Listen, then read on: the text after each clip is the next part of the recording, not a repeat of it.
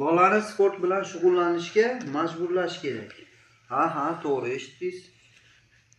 Biroz qo'pol gap, lekin haqiqat.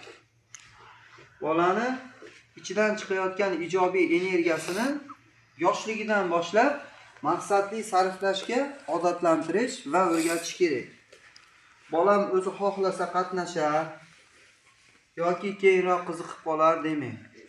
Chunki sportdagi jismoniy sifatlar, ya'ni kuch, egiluvchanlik, chaqqonlik, chidamlilik, tezkorlik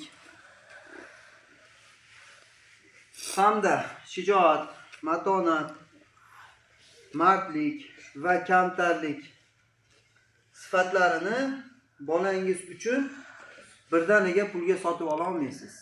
Aptekadan borib, bozordan borib.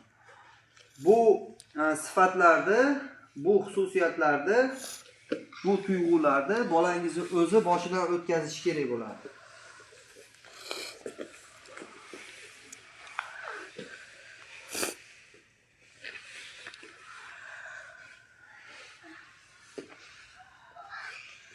Kelajakdagi har xil to'siqlar, qiyinchiliklar, sinovlarni yengib o'tishida bolani yoshligidan sportga hamda mehnat tarbiyasiga albatta jalb etish kerak.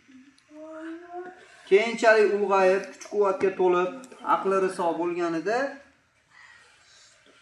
sportga jalb qilganingizdan, sport bilan shug'ullanishga majbur qilganingizdan, mehnat tarbiyasiga majburlaganingizdan bolangiz aqli kirgandan keyin albatta xursand bo'ladi, minnatdor bo'ladi. Men bunga kafilman. Men bunga kafolat beraman.